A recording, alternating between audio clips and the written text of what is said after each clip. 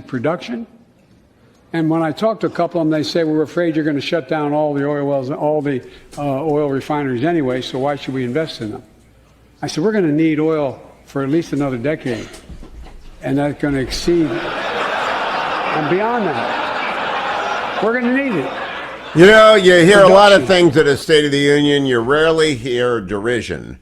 And the president got derision last night, joined now by United States Senator Tom Cotton from the great state of Arkansas, who got the word last night that he's going to have to teach his two young boys to drive because we're still going to need oil in 10 years. So, Senator Cotton, I'm sure you were counting on teaching them in electric vehicles, and that's all they would ever drive. But the president broke the bad news last night. We're going to need oil in 10 years.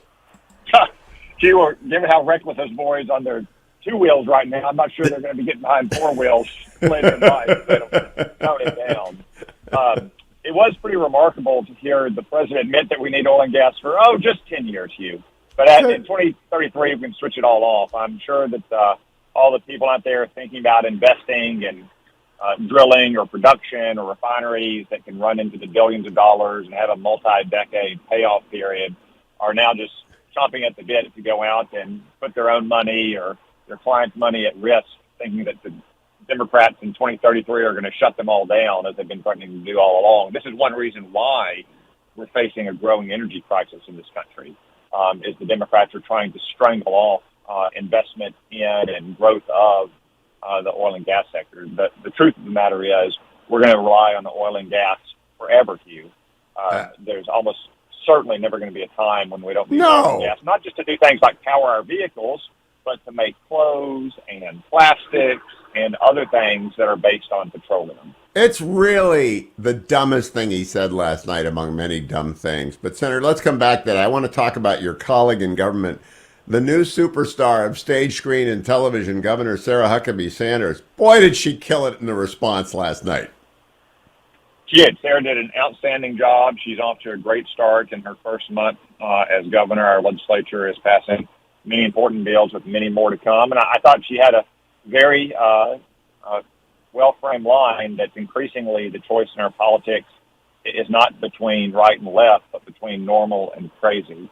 There are a lot of folks in Arkansas who are historic Democrats who may even feel some sympathies towards their old Democratic party, but they realize that today's Democratic Party, especially in Washington, D.C., led by Joe Biden, is just pushing crazed left-wing ideologies on a country that just wants to lead a normal life, to earn Senator, living, to raise their kids and worship their God.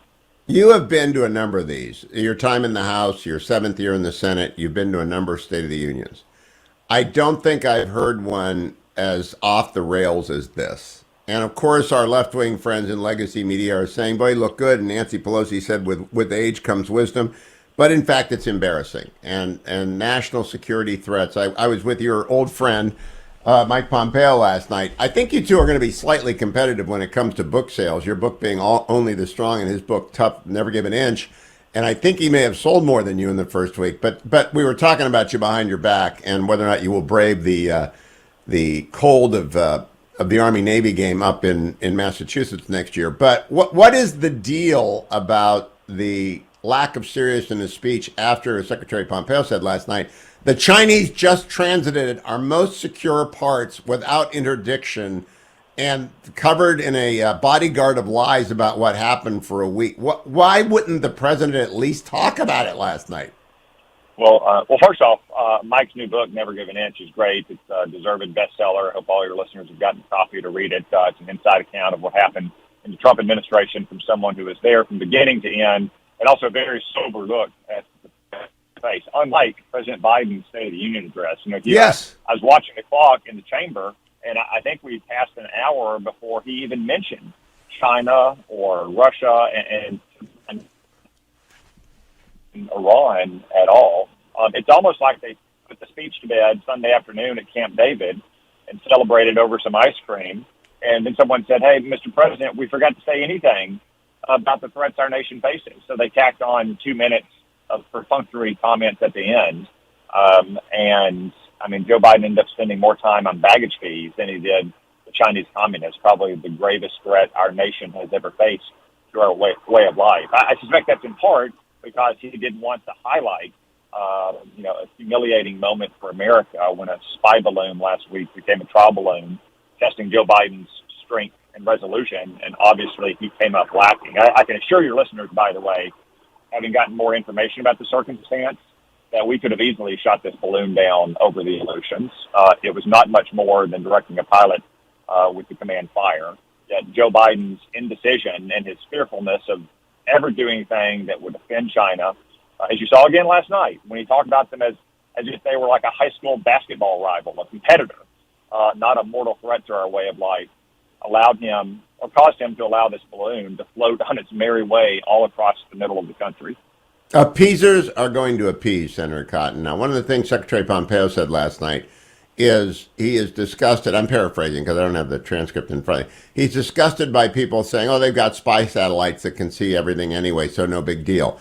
He said it's a 3-bus size array of electronic equipment, the likes of which we have no idea what was in there. It could have been weaponized, could have had anything in it, and making light of it is exactly the wrong response. You agree or disagree with that, Mom?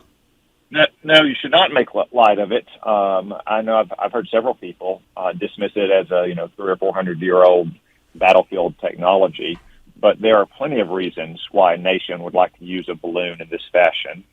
So first off, it just stands to reason to you, you don't even need an engineering background to understand that you have better resolution on images and better fidelity on electronic collection at 11 miles than you do at 200 miles. Just common sense. Senator, do we know if they dropped anything along the way? I'm just wondering if they had little mini parachutes, little mini collection devices. Did we keep it 24/7, eyes on? Not to my knowledge, Hugh. But again, you raise a good point.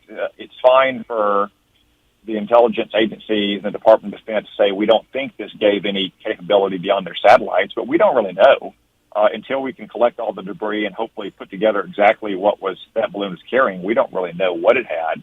But even Hugh, if you assume that it had cameras and other equipment that gave no added capabilities what their satellites have, there's still sound reasons for a nation to do something like this. China believes that we will target their satellites as they will target our satellites in the early stages of any potential conflict.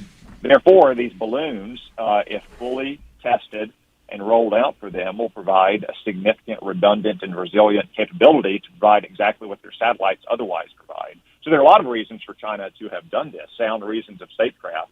And for Joe Biden or anyone else to make light of it or just assume that it's no big deal is very risky. I think he's got the worst speechwriting staff in the history of the modern White House, because this line, they just did not anticipate how this line would go over. The fentanyl devastation is because the border is open and the Sinaloa cartel, using precursor chemicals from Mexico, is flooding the country with fentanyl. The president uses the wrong number and he gets some pushback and he seems surprised. Cut number 19. Fentanyl is killing more than 70,000 Americans a year.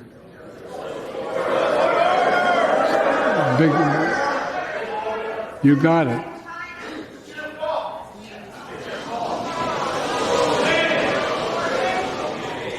It's your fault. Now, if the president was nimble, he would say something like, the failure at the border is generational, and we have to do something about it, but fentanyl is a bipartisan problem. He didn't. He was confused, and he smiled. Senator Cotton, there's no getting away from this. He's trying to preempt criticism of the border by talking about it. Will that work, in your view?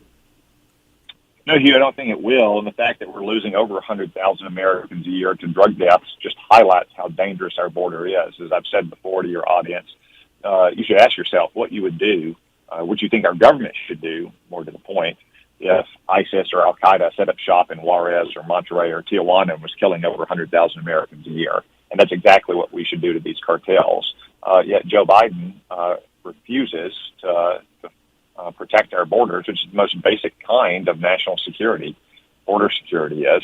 Also, I got to say that the Democratic Party's, relentless leniency towards criminals, hardened criminals, drug traffickers, also contributes to the drug deaths we see in this country. If people think they can get away with trafficking large amounts of dangerous drugs, you're going to have more drug traffickers. and Democrats have been trying to empty out our prisons and reduce drug trafficking sentences, and in some cases, even legalizing the transit of hard drugs in this country for years. You know, Senator, I want to close on this. You've got little boys. I've got little boy grandchildren, and I think the president's got little boy great grandchildren. Can you actually see him running for president? I mean, that was an infirm presentation by an old man last night. I'm trying to be genteel. I don't think he has dementia. I just think he's old. Can you see him going through a campaign and doing debates that actually are real debate? I just don't see it happening. No, Hugh. I mean, Joe Biden stumbled through the 2020 campaign in his basement. I don't think he could have survived that campaign. Probably not even the primary if he had to be on the campaign trail interacting with voters and reporters on a constant basis, as will be the case next year should he run. It's very hard to imagine Joe Biden making it through a year and a half on the campaign trail, much less 6 more years in office. He simply does not have, at 80 years old, the mental and physical capacity to continue in the hardest job in the world, and certainly won't at 86 either. And I think most Americans recognize that, and if he's the Democratic nominee, they're going to factor that into their consideration in voting. Absolutely the case. Senator Tom Cotton, always a pleasure. Remember, those boys are going to have to use oil, so you better get the bumper car ready. I'm pretty sure they're great on the skateboard, but they're going to have to wear crash helmets if they're like my boys when they learn how to drive. There are going to be 3 wrecks in everybody's life. Most of them occur between 16 and 18, and hopefully they'll be fender benders. Thank you, Senator Cotton.